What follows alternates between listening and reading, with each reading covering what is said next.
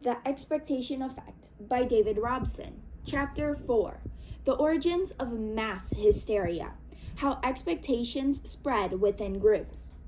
In May 2006, Portugal was beset by mysterious outbreaks of illness. The disease only appeared to afflict teenagers who experienced dizziness, breathing difficulties, and skin rashes. Within a few days, around 300 students across the country had been affected. A virus or some kind of poisoning seemed the most likely pathogens, according to some experts. Others believed it might be an allergic reaction to a certain kind of caterpillar or to dust in classrooms. None of the explanations seemed truly convincing, however. As one health expert remarked, "I don't know any agent that is so selective it only attacks children." Inquiries eventually revealed that the popular teen soap Morangos com Açúcar, strawberries with sugar, was to blame. In the days before the first reported cases, the main characters on the show had been infected by a life-threatening virus that had led to very similar symptoms. Somehow the virus had jumped from the small screen to a handful of viewers, creating real physical symptoms, despite the fact that the illness in the program was totally fictional. Those children had then passed it on to their classmates, leading the cases to multiply. Portuguese adults were unlikely to have been dedicated viewers of the melodrama and were less embedded in the teens' social networks, so they were less likely to develop the disease. Scientists call this kind of outbreak with no physical vector a mass psychogenic illness, whereas psychosomatic can refer to our mental state exacerbating existing symptoms. Psychogenic means that the origin itself is purely psychological. Other notable cases range from mysterious dancing manias in the Middle Ages to the emergence of strange, uncontrollable facial tics among YouTube users.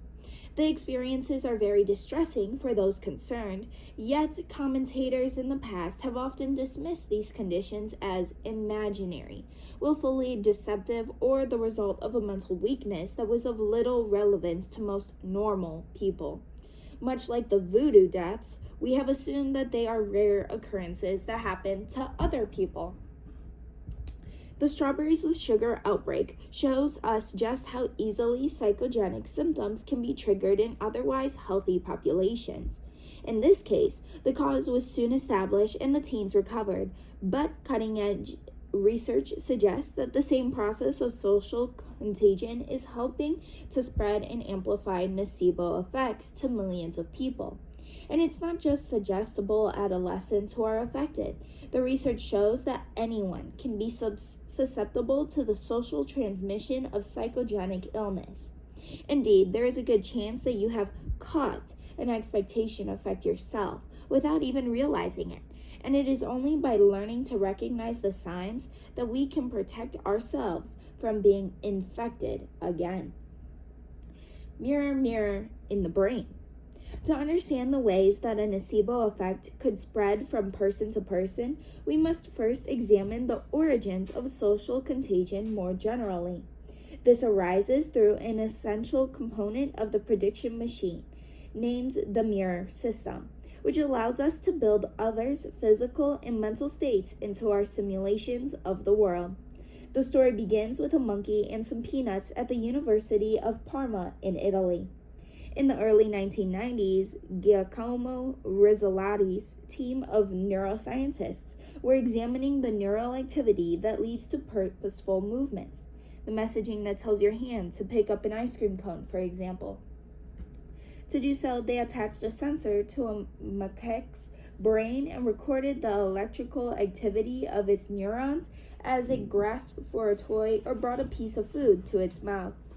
Over many trials, the researchers found that distinct groups of brain cells lit up for each section, with a separate pattern apparently representing the different intentions. As an important step to deciphering the brain's neural code, this was a significant finding in its own right. Just by chance, however, they found that the monkey's brain would also burst into action as it watched the researchers grasping its peanuts or toys. even though the monkey itself had remained motionless. Even more strikingly, the readings showed an extraordinarily similar pattern of electrical activity to that which the monkey had exhibited when it was grasping the objects itself. The brain appeared to be reflecting what it saw and then recreating the experience itself, leading the team to describe the cells as spokey neurons. This process, they claimed, allows us to understand immediately what another person is doing without having to think about it consciously. Later research in monkeys and humans revealed that the brain's mirror system responds to feelings as well as actions. When we see another person expressing an emotion, we show heightened activity in the regions involved in emotional processing and in the regions involved in the display of those feelings, as if we were experiencing them ourselves. Importantly, this internal mirroring can then lead to overt physical mimicry. Recordings of electrical activity through the skin show that your own cheek muscles begin to twitch very slightly when you see someone else smile. If they frown, the muscles in your own eyebrows start to contract. And if they have screwed their mouth in a look of disgust or pain, you can't help but cringe a little, all because of the automatic activity of this mirror system. The tone and the speed of our speech will also shift towards our conversation partner's voice. Even our pupils tend to dilate or contract to match the person we are viewing. Without us even noticing it, the presence of another person can therefore change the body as well as the mind. And these bodily effects apparently have a purpose. They increase our understanding of what the other person is feeling. In one ingenious demonstration of this idea, researchers recruited cosmetic surgery patients undergoing Botox injections, which temporarily paralyzed the muscles of the face, and asked them to describe the feelings people were displaying in various photographs. The Botox patients found it much harder to recognize the emotions compared with participants who had a skin filler injection that did not interfere with the facial muscles. The participants needed the physical mirroring it fully appreciate what the people in the photos were feeling. Without it, their emotional processing was disrupted. Humans don't just communicate with facial expressions, of course. We have words and symbols, which can also stimulate the brain's mirror system.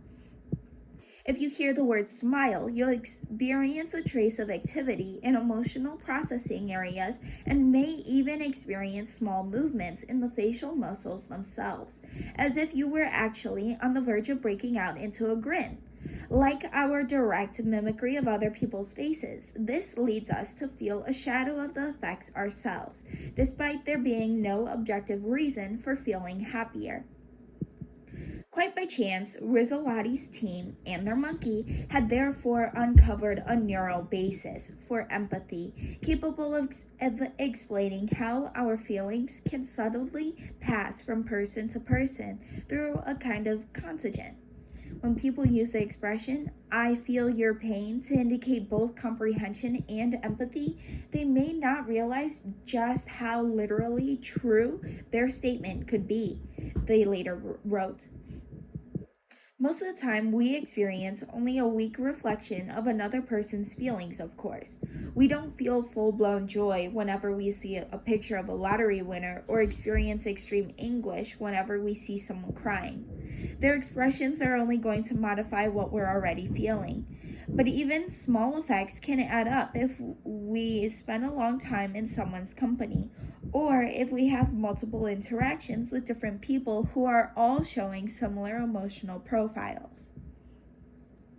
As an illustration of how far someone's feelings can spread, imagine that you become friends with someone with an astonishingly positive attitude, who is incredibly satisfied with their life. You might feel a bit glad for them, but could their joy really bring lasting happiness to your life too? According to one detailed longitudinal study, the Framingham Heart Study, the answer is yes. Because of your regular interactions with them, you would be 15% more likely to score highly on the survey's measure of life satisfaction, despite no direct change in their immediate circumstances. How about our friend's friend? The same study found that their happiness will be passed on to your friend, who passes it on to you, increasing your chances of happiness by about 10% in the coming months.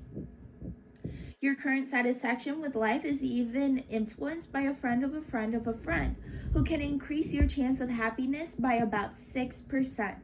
These are people you almost certainly have never even met, and probably you don't even know of their existence, but they are nevertheless influencing your well-being through a chain of interactions. The discoveries of the mirror system and the extent of social contagion more generally have important consequences for our mental health, revealing just how much our well-being depends on the concentric rings of our social circle.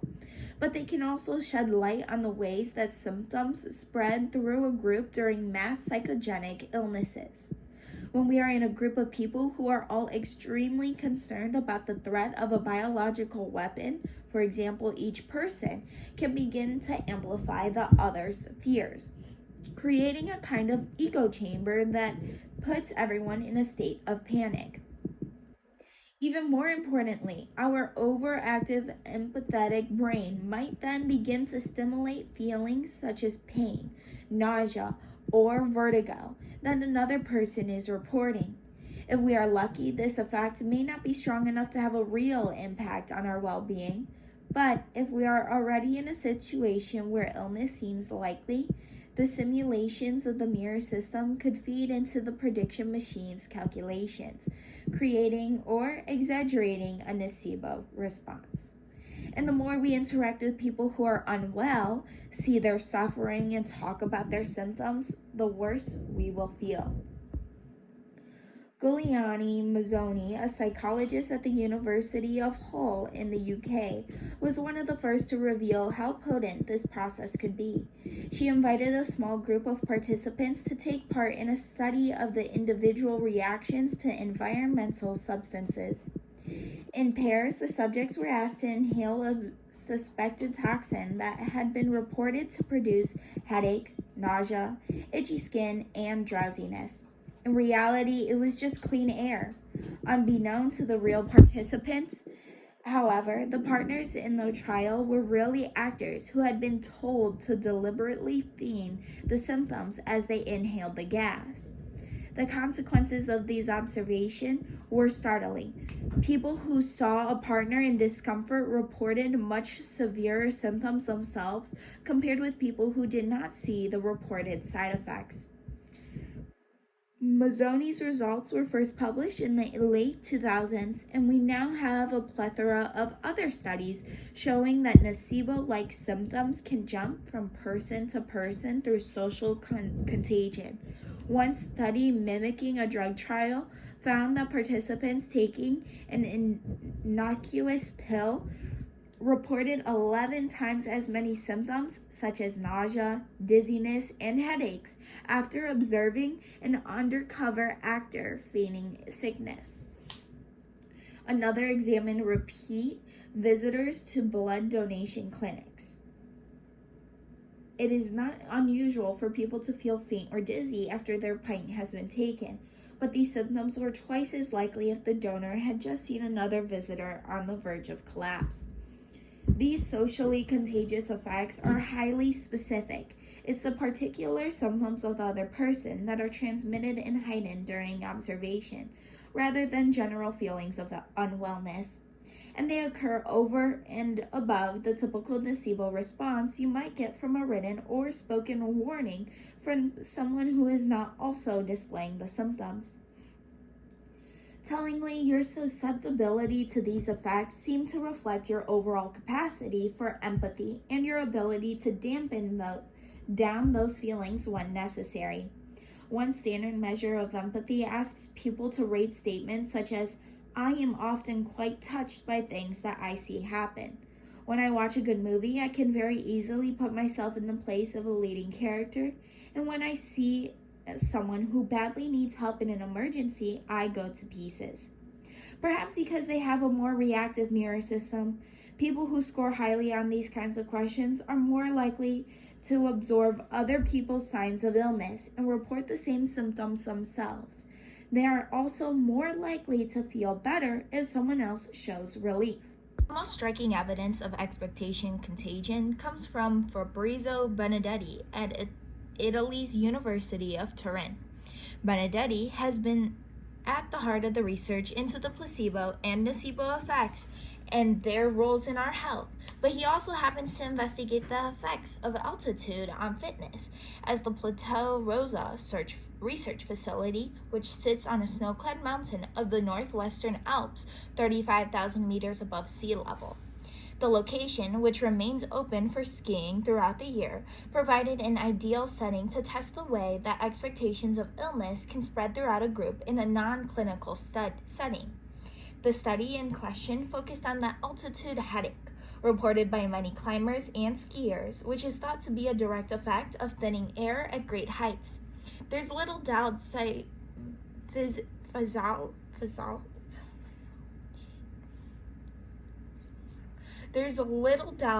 physiology does play a direct role in this phenomenon. To cope with low oxygen, our blood vessels dilate, for example, which is thought to increase the pressure in the brain's capillaries. A nocebo response should vastly increase the discomfort, and Benedetti wanted to investigate whether social contagion could spread and amplify that negative expectation effect between people. To do so, he invited 121 students from the local medical and nursing schools to take a 3-hour journey up to his high-altitude lab, reachable through 3 successive cable cars. The students were all attending the same course and knew each other. Rather than warning each of them individually of the potential effects of altitude, Benedetti's team selected just one student, the trigger, to be primed with the expectations of a headache. This trigger was shown a flyer that explained the risk and a video of a sufferer in bed grimacing with pain, the kind of scene that is likely to spark empathetic feelings. Afterwards, he or she was asked to call the researchers 2 days before the trip to confirm the right dose of aspirin to bring along. Benedetti's team did not tell the student to pass on the message, but the trigger happened to mention it to a few friends anyway, who then mentioned it to their own acquaintances. By the time of the actual trip, news of the potential risk had reached 35 others, all of whom had called the center asking for advice about the amount of aspirin to take with them. The effects on their health during the course of the visit were staggering.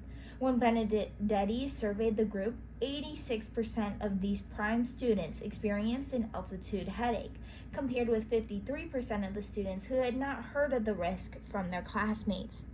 What's more, the average intensity of the headaches was also much greater for the people who had been in touch with the trigger. Using saliva samples taken after they had reached the high-altitude lab, Benedetti found that these differences were even reflected in the participants' brain chemistry, which showed an exaggerated response to many of the known changes that occur in response to thinning air. The participants who had spoken to the trigger showed higher levels of prostaglandin molecules, for instance, which are thought to lie behind the vasodilation that may cause altitude headaches. In a stroke of genius, Benedetti asked the students to report how they'd heard about the headache and who they'd discussed it with since, allowing him to map the spread of contagion throughout the group. He found that the more times they had discussed the symptoms, the worse their headaches, and the higher the levels of the prostaglandins. Each interaction had amplified their anxiety and made them feel more pain as a result, with real changes in the neurochemistry. It doesn't seem to matter where expectations come from. They could be generated by a doctor or a peer.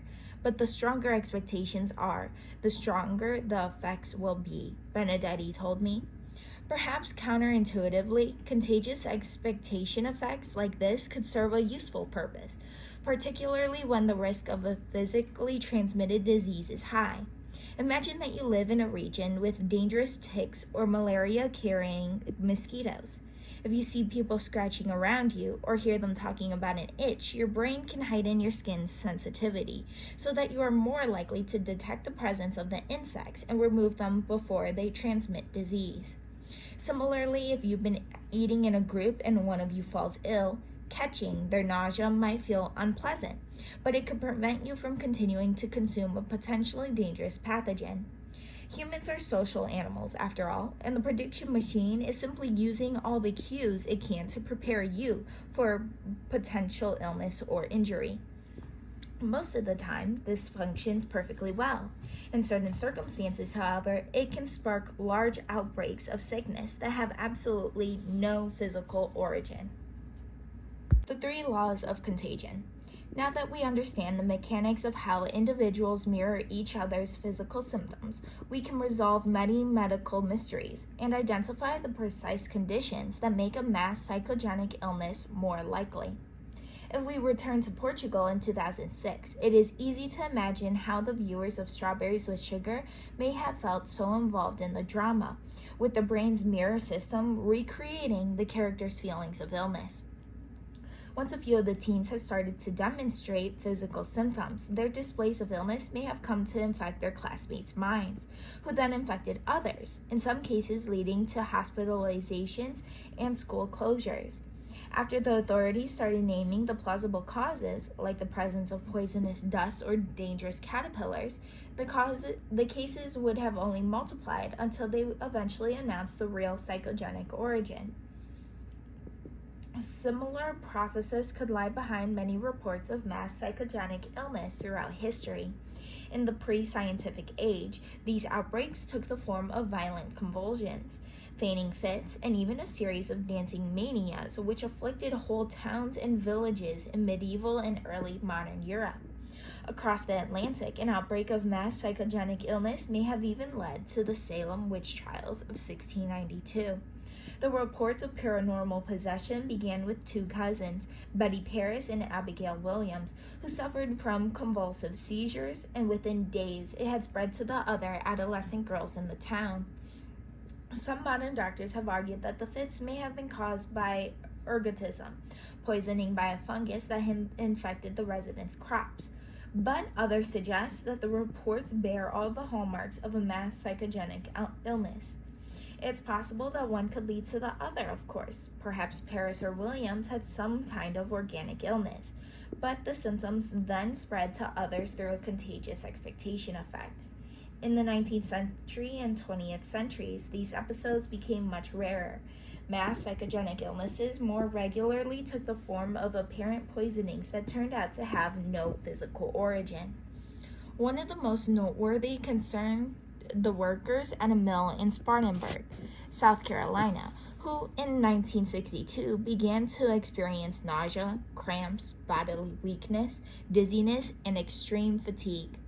Rumors soon began circulating that a poisonous insect had arrived in a shipment of textiles from England. Within weeks, around 60 workers had fallen ill.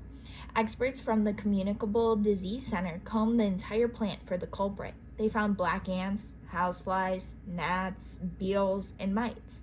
But none of these species could have caused the illness. In the end, they traced the outbreak to a 22-year-old mill worker who told her friend that she thought she'd been bitten and subsequently fainted. All the other cases then arose through social contagion. Interviewing the workers, psychologists found that 2 factors could predict which particular employees would become victims of illness. The first was the amount of stress they had been experiencing recently. Employees with marital difficulties or family problems were more likely to be affected than those with stable circumstances. The second was their connection to the other victims. If they personally knew another sufferer and had interacted with them regularly, they were more likely to be struck down. These could be considered the first 2 laws of contagion. The third and last concerns the environment, whether there is a feasible threat that would arise over all expectations of illness. It seems unlikely that the mill workers had been worried for long about the risk of English insects, but in some climates, fears of impending illness are never far from the mind, making the spread of symptoms far more likely. This might explain why mass psychogenic illnesses appear to be especially common during times of political upheaval or warfare. In 1983, for example, students and staff at a Palestinian girls' school in the West Bank began to experience blurred vision and breathing problems, accompanied by the smell of a rotten egg. As news of the outbreak spread, nearly 1,000 students in the area fell ill. Eventually, epidemiologists managed to trace the outbreak at the original school to a broken latrine emitting an unpleasant odor, which the girls had interpreted as a poisonous gas. The closer the classrooms were to the toilet, the more likely students were to have reported symptoms on the first day. During their break time, those girls discussed the danger with their friends, who discussed it with their friends, just like the students in Benedetti's altitude sickness study. Soon the expectation of illness spread across the whole school, and as the reports became better known to other establishments across the region. The U.S. suffered similar outbreaks following the 9/11 attacks. In late 2001 and 2002, there were widespread fears of further Islamist attacks, including the possibility of biological warfare. It began with reports of rashes among Indiana school children and spread to Northern Virginia, then Pennsylvania, Oregon, and Massachusetts. Strangely, the symptoms seemed to be linked to the children's daily movements. The rashes would become angrier in school, but slowly calm down when children returned home. Needless to say, the outbreaks caused tremendous anxiety among parents, but scientists failed to identify a weapon or any other environmental cause. They considered the use of pesticides, mold in the buildings, and even an allergic reaction to chemicals used to manufacture textbooks. But none of the explanations stood up to careful scrutiny.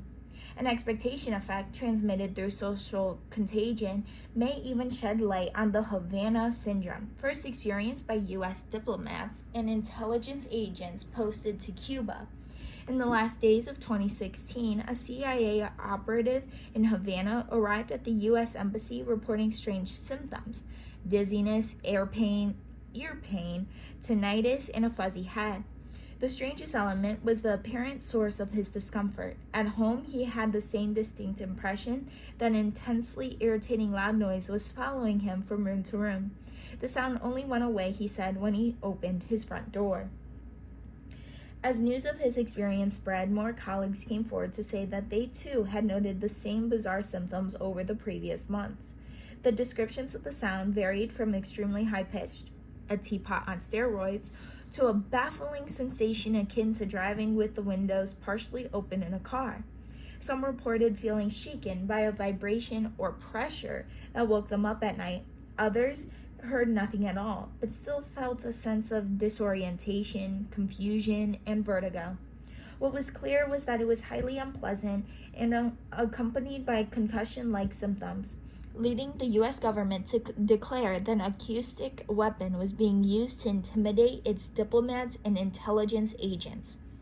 The fear soon spread to other countries' diplomats, with Canadian staff reporting very similar symptoms, as well as nosebleeds and insomnia. Then came apparent attacks of a similar nature from other countries, thousands of miles from Havana. The State Department evacuated staff from its embassy in Beijing and consulates in Shanghai and Guangzhou after an outbreak. Acoustic scientists struggled to identify any possible way that a sound wave could be directed at distance and sufficient intensity to cause significant damage to the human brain. Indeed, an analysis of a supposed recording of the sounds tormenting the embassy staff revealed that the waves were the sound of cicadas. There is still a lively scientific debate about the ultimate cause of these symptoms, with some scientists arguing that it may have been the result of a weapon emitting focused radio waves. Others, however, are convinced that the illness was psychogenic. The signs of a Havana syndrome certainly bear an uncanny resemblance to many of the other symptoms that are known to arise from noxious expectations, and the tight-knit community of empaths living under high stress in a foreign country would provide a fertile environment for psychogenic symptoms to spread from person to person. As we saw with the Salem witch trials, the potential role of psychosomatic illness does not preclude an environmental origin. Some currently unknown physical cause may have triggered illness in a small group of people, the symptoms of which then spread through observation and expectation to many others who had no direct contact with the original threat. Most interesting, from my perspective, were people's reactions to this possibility, and how little they seem to understand the power of our expectations to create illness. To artificially display all of these symptoms, you'd have to actually go and research, practice, be the most consummate actor ever, and convince one expert after another. One of the doctors who had been involved in the initial diagnosis said at the time. Senator Marco Rubio, who chaired a special hearing on the attacks, took a similar line, describing mass psychogenic illness as a bunch of people who are just being hypochondriacs and making it up. As the abundant scientific research on expectation effects demonstrates, this could not be further from the truth. There's nothing artificially or fantastical about mass psychogenic illness.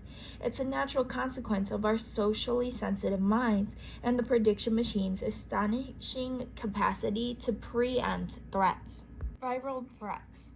While the mass psychogenic illnesses discussed so far were extremely troubling events, they only affected a limited number of people in isolated communities. And once the physical risks had been eliminated, many of the patient's symptoms began to dwindle. Other outbreaks have not been so easy to quell, however, thanks in large part to traditional and social media. These health scares may start as regular nocebo effects, caused by a fear of the unknown or even a reasonable warning from a health professional, which are then shared between near acquaintances. Once the cases have reached a critical mass, documentaries, online articles, and social media posts will then spread the news far and wide, often with highly emotive first-person accounts that kick the brain's mirror system into action. This, in turn, will lead many more people to develop symptoms, and over a short period of time, a relatively rare occurrence can start to affect thousands or even millions of people. Let's first consider the technopanic caused by the introduction of new technologies. People have often been fearful of innovation, setting up an anxiety that can ease the transmission of a noxious expectation effect. This results in the spread of symptoms, first through direct social interactions and then through media coverage.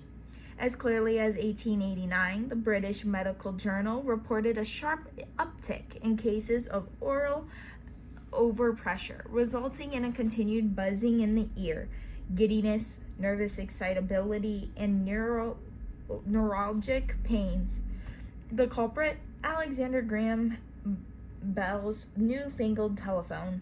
Similar outbreaks have accompanied the rise of the telegraph, the radio, and computer monitors, devices that few today would consider to be serious health risks. More recently, the rise of wireless technology has resulted in reports of headaches, breathlessness, insomnia, fatigue, tinnitus, dry eyes, and memory problems in the presence of Wi-Fi or 5G signals. While this may seem to be a niche concern, electrosensitivity has affected a sizable amount of people, from 1.5% in Sweden, around 150,000 people, to 4% in the UK, around 2.6 million people.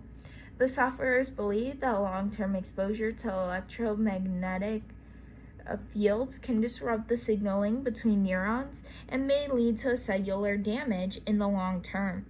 Yet, laboratory studies show that the low doses experienced in our homes or offices are certainly not powerful enough to cause any harm. To find out whether a psychogenic origin might instead be the explanation, James Rubin at King's College London invited 60 electrosensitive people into his lab. He gave each participant a headband with a mobile phone antenna above one ear. In some trials, it emitted a signal. In others, it did not. For a period of 50 minutes, the participants were asked to know any of the symptoms they experienced. If electrosensitivity arises from the physical effects of the electromagnetic field, you would expect far more symptoms to have been reported during the real exposure compared to the sham trials. In reality, the subjects in the control condition were actually a little more likely to report problems, such as headache, despite the fact that no electromagnetic waves were being emitted. That seriously undermines the notion that side effects are caused by an inherent biological reaction to the electromagnetism. I've got no doubt in my mind that people are genuinely experiencing physical symptoms, Rubin told me, but those symptoms are the result of expectation and social contagion, not radiation. Rubin's study was published in 2006, and later experiments have shown that healthy people who have never experienced electrosensitivity before are much more likely to report symptoms after seeing an alarmist video outlining the dangers. Importantly, this online information often includes clips of individuals directly sharing reports of their illness. And as we have seen before, seeing and hearing someone with symptoms make it so much more likely that the nocebo effect will catch on.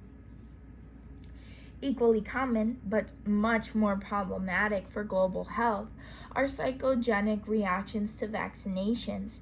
Many people receiving the influenza vaccination, for example, report that they have suffered symptoms such as fever, headaches, and muscle pain. Some even claim that you can full-blown flu from the vaccine. According to one recent survey, around 43% of the U.S. citizens now believe this to be the case. The truth is a little more complicated than in the reports of electrosensitivity. There are various forms of flu vaccine, but any flu vaccine delivered by injection contains either an inactivated form of the virus or a single protein taken from the virus. In both cases, the altered virus or its protein is unable to replicate within the body, meaning that the vaccine simply cannot lead to infection. It's impossible. For injected vaccinations, clinical trials show that people receiving a placebo are just as likely to exhibit the symptoms of flu as the patients receiving the actual vaccination. According to U.S. Centers for Disease Control and Prevention, the only difference is that the real vaccine is slightly more likely to make your arm feel sore at the site of the injection. The case of certain flu vaccines delivered through a nasal spray is more complicated. This contains an attenuated virus, which has been weakened but is still potentially active.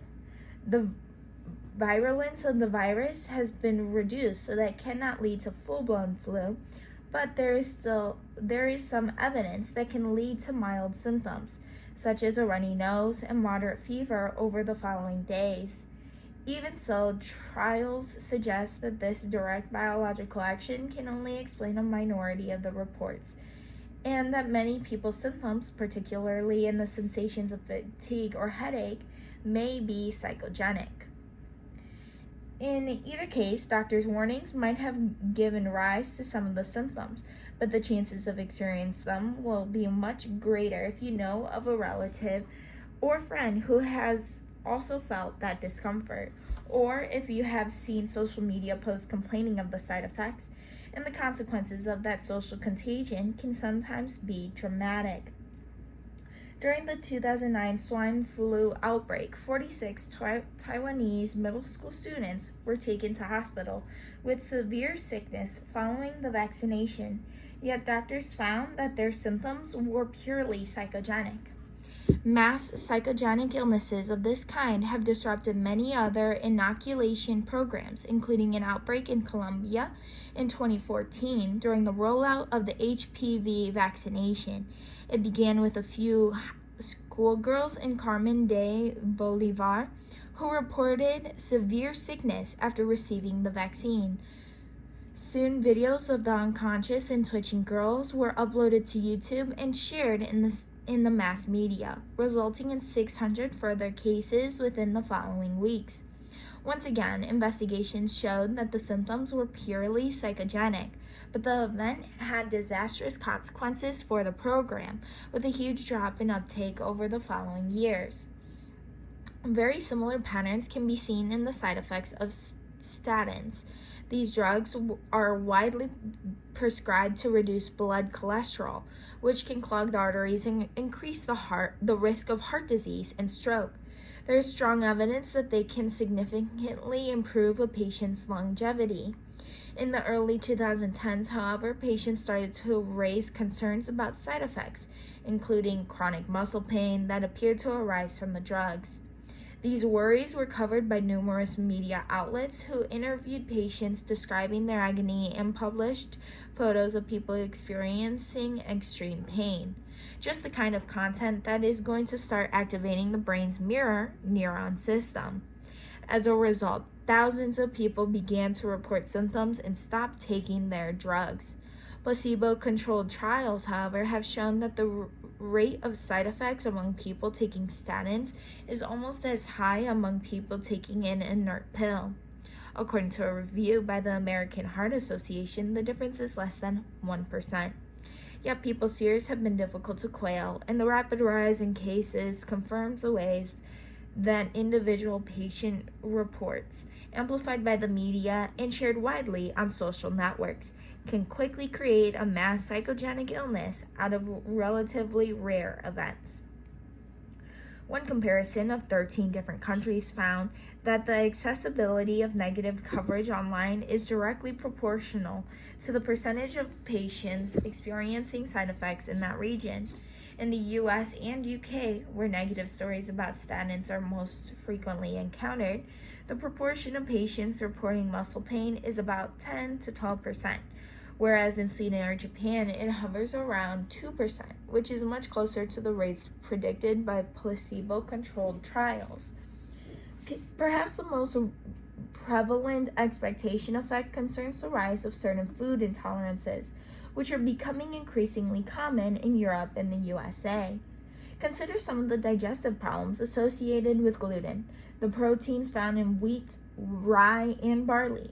Around 1% of people are thought to suffer from celiac disease, which is caused by an overreactive immune system that mistakes dietary gluten for a dangerous pathogen.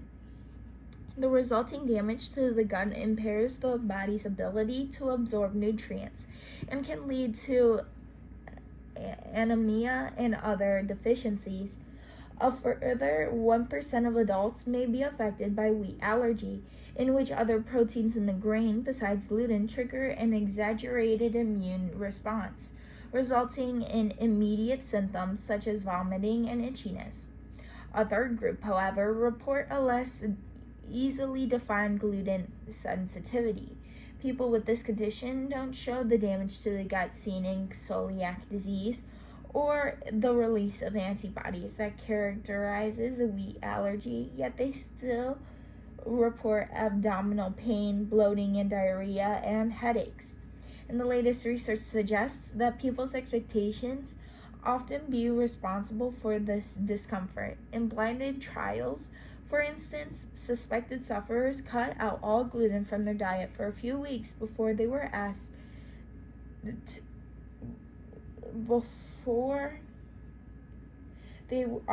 to eat products such as butter muffins that may or may not contain the proteins. Combining the results of 10 different studies, a recent Mafia analysis found that 16% of people with reported gluten sensitivity actually responded to the gluten, but not to the placebo, while a much larger proportion, around 40%, responded equally to both groups of foods, suggesting that expectation had played a large role in their symptoms. Importantly, many of these studies exclude placebo foods that might have also contained FODMAP, carbohydrates that have been touted as a potential cause of the symptoms. Each person's case will have to be individually assessed, but based on these results, a nocebo a nocebo effect is a probable cause for a large number of sufferers. The glut of lifestyle magazines and websites describing the dangers of wheat and the continued dinner party conversations that have arisen from this coverage has quickly accelerated the spread of these negative expectations about the foods we eat. In the mid-2010s, the number of people in the UK describing gluten sensitivity grew by 250% over 3 years, rising to around a third of the total population, an astonishing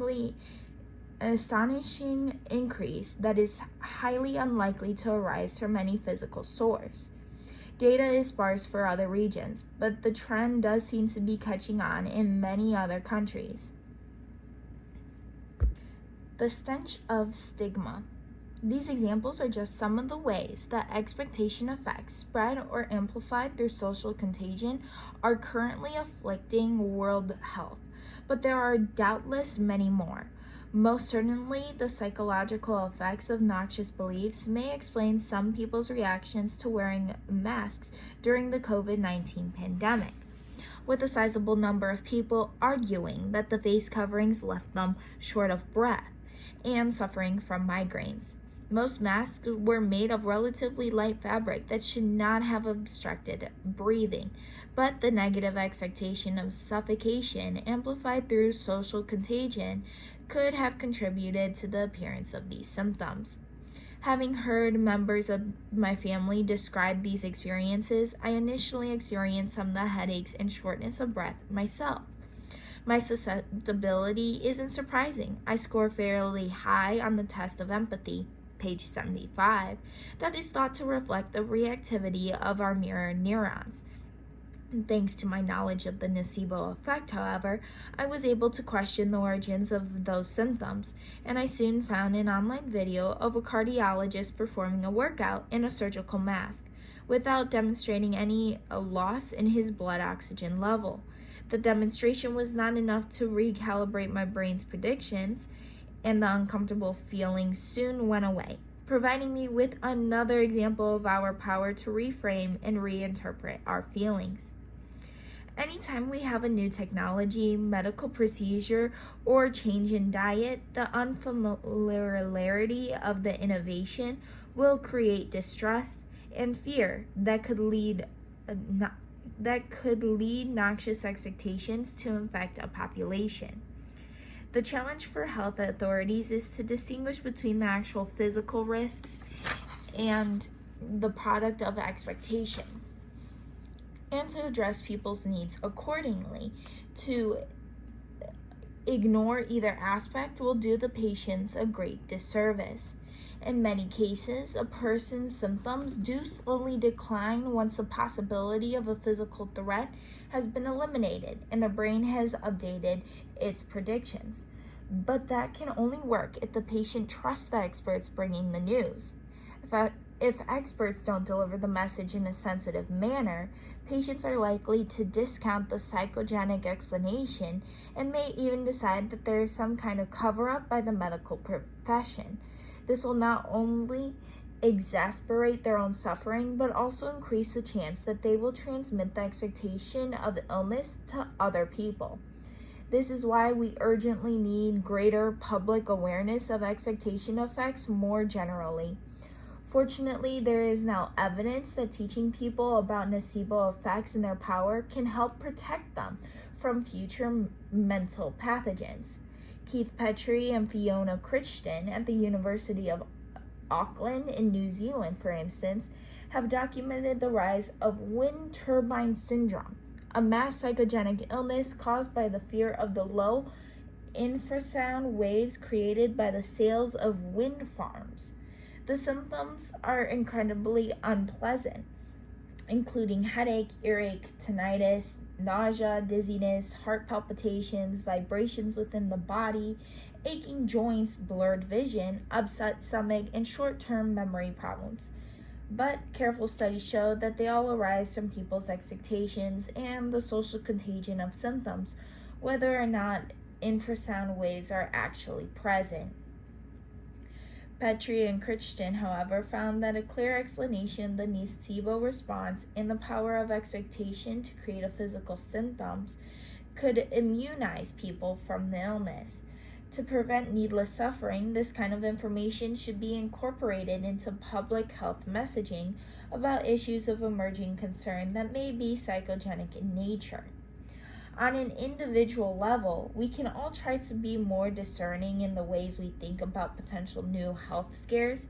Be aware that personal stories, while compelling, do not provide strong evidence of a real danger, and that the symptoms people report may arise from many sources. Check that media reports are based on reliable scientific research, and look for comparisons of symptoms in people who have and have not been exposed to the supposed threat.